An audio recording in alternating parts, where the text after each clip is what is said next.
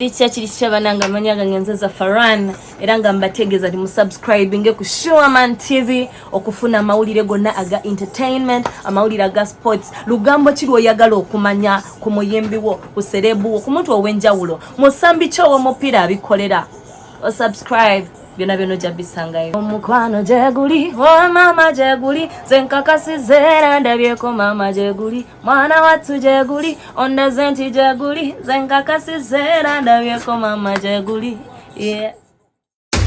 Showaman TV, show information muomya.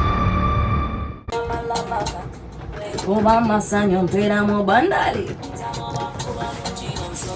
amatuga bisamba jama bali lugero luwanvo kila kofono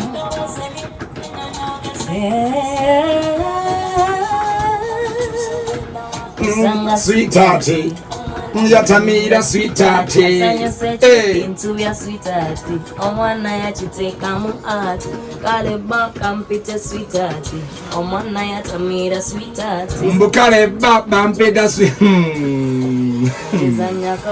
kale baba bakuyitani sweetheart abana bendakuzino esegenda basonyiwetya.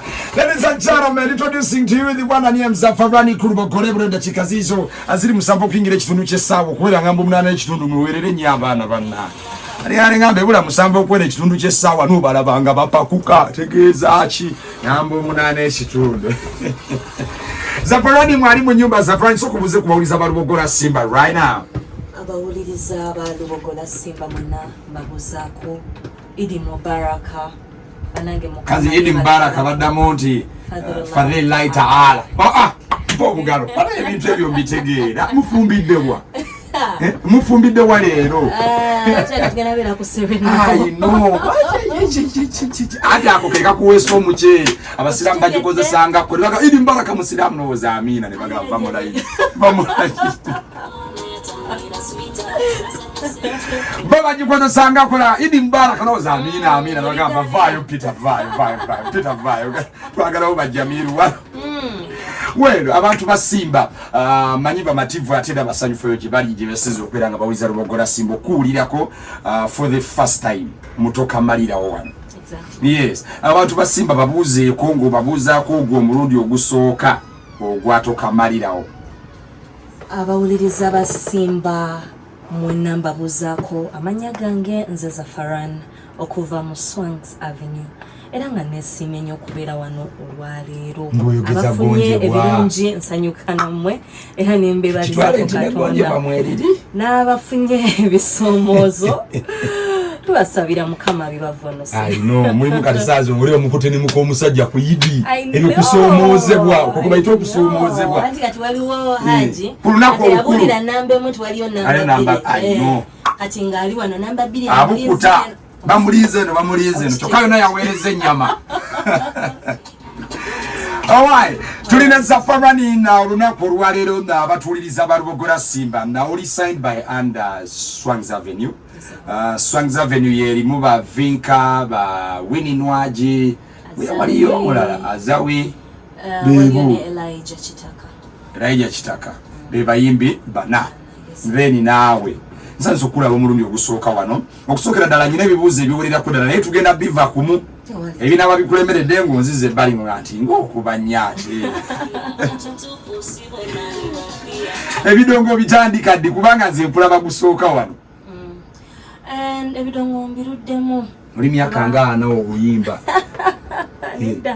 kuba nange olaba n'ejja omukyalo tegiweraana yandi nedda mawulyangawo nti mbiruddemu baaba Museveni azze ennyimba kyamazima ndi muto batekingambisa nti mbiruddemu okuva renava mu senior renayingira vacation ya S6 nentandika music olwo oyingira vacation ya S6 nga bakuyitaani Nachoni Josephine Zafaran erya Zafaran lize biseera bino bavudde nalyo mumabega badde nalyo naye kati kusomero bampitanga nnyo Jose so kati libadde litambula so ng'okyali ku ssomero eyo high school abakuyita Jose. Yes, so ojja okufuna erya Zafaran nalyo lyaliko just nti nalisirisa nga lisirise exactly kugundi yo kweriri UCE Piero ikweriri kubikadde ebyasookera ddala kwebiri naye wano mukutuuka kiki waddamuko ku kibiina asaddamu kibiina kubikadde ekyatuukawo waddamu ku kibiina otya okwogera tata wange musiraamu mama mukatoliki so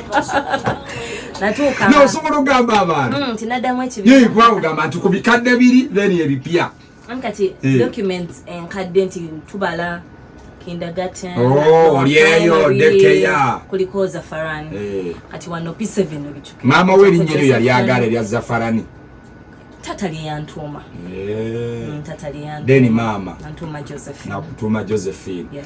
Kati badde ngamba nti ebidongo wabitandika okuva mu senior 6 yes. ng'oyimba giri myaka ng'emekaawo natula senior 6 mu 2016 ngakatuuka nema temanyiza kyendaba eno singa mufunye nammwe omukisa okulabako ku mwana ono kati kyemanyi mulookeera mugamba nange omwana oyo zafarani afaanana atya nze mulaba nze wano mulaba omala senior 6 mu 2016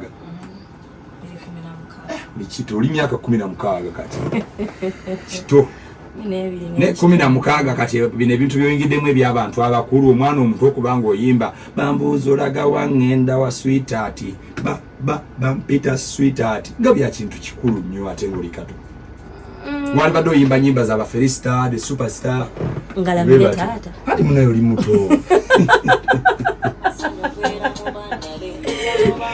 well ojja otya okuyingira swangz kubanga abantu bagamba nti okuyingira swangz it is a very big criteria omuntu gy'alina okuyitamu criteria zaabwe nti zilooking a bit hard oba oliawo singa zaali badde nnyangu singa buli muntu ali mu swangz yemu ku labels ezisinga obulungi wano mu Uganda best recording labels ezisigning omuyimbi from zero to a hero. So I'm asking gwenga gwe zafarani ofubutuko otya from nowhere nowesanga ng'osayinize ne swangz. As I was telling you, bwe maliza natandika live band music ngankola covers. So my last band baali bagita Akadop band jenalimo. So nina mukwano gwange bamuyita Eugene yanyanjula mu Swangz Avenue. Olwakwanjula waani kubanga oyakwanjula wa Benon. Yes. Ati wanyanjule wa Benon na inawo kadde. Benon bamwanjulira abantu buli kaseera n'agoba. Gwe lwaki yakukkiriza? Nina abantu nga bana bemmanyi be baali bamuleraga ajja waba yaya busaagala. Sakyamukama Showman.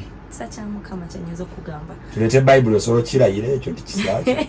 Kisa kyekinondoola ng'omukulu bwe yabyogera. Kati bino bye bagamba nti famire yammwe yalina ssente nnyingi mbu swangz ne mugiwaayo ku ssente nekkiriza. Tewali mube waffe yali abawadde wadde olwali. Nti babigambo byali bingi lwakuba Peter yabadde agambye nti ebintu ebimu bibige.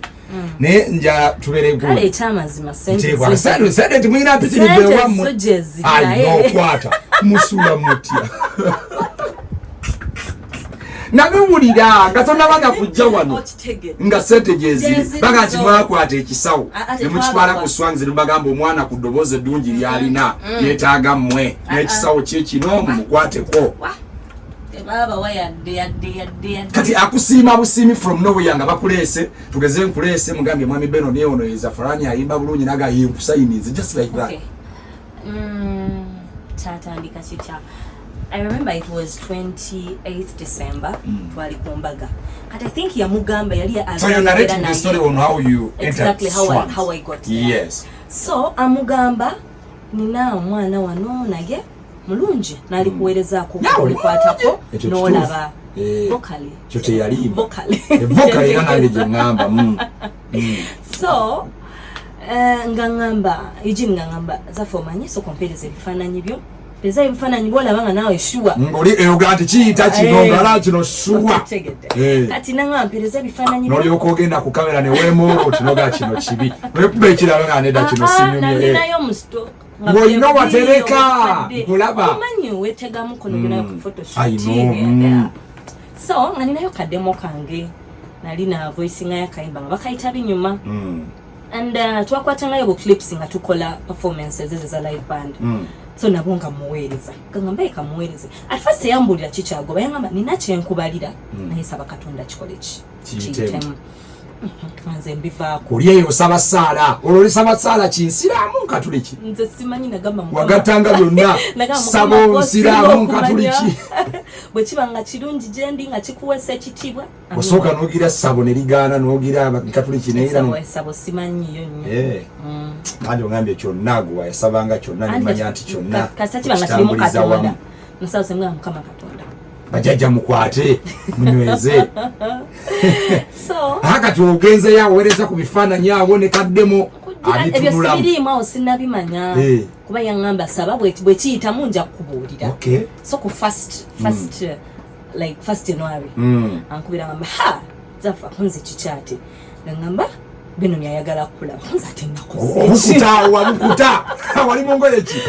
zankuba wali mungoye ki yankubira ndi nawaka kyewonyesa wali mungoye zisibwamu nali wakanga ndi byange I remember that amanyi mwambala mufulumye okitegedde nalina show ya regulo ati ankubira misana kozi ndoza yali akamuddiro no yali muka holiday ke ndoza mukubanga omwaka gutandisa mu bintu bye akutunula mwagamba nti bamulete mulabe ngagamba cause first January lwali lwa mukaaga nga 3 January it was a Monday ngamugamba mulete ku Monday mulabe nenkulabira ekyali ewakaawo ejini yangamba zafa beera simple nga bw'osobola kakana mala bateeka ebbali sigala wansi tokola yadde makeup beera bwezi simple konze kale munange nga tugenda tutula mu meeting yalimu nze omukulu Benon n'omukulu Julius Chaze bantu basatu gwe Benoni n'omukulu Chaze I think na Eugene yali mutwali bana ngesara gyosabaawo ntide kankanye ntuyana obudde bwali bwakiddedde kuba yali yakedde kutonya naye nga nine bugumu ng'otidde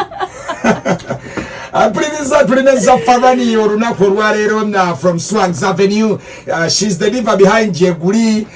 She's the diva behind Sweetheart. Obuyimba bungi nnyo ate alabika akyakubira ddala. So nzijjawo ensimbi z'amandeevu wano katono nnyo nzijja mbuulire bamaze omutuuza mu katwawo k'abantu basatu. Atandika okweyogerako awo bijja bitya. Anaaba mulogo yajja abaloze. Ddala ddiini ye yamuyamba oba kisawo kye tuwulira kye baagira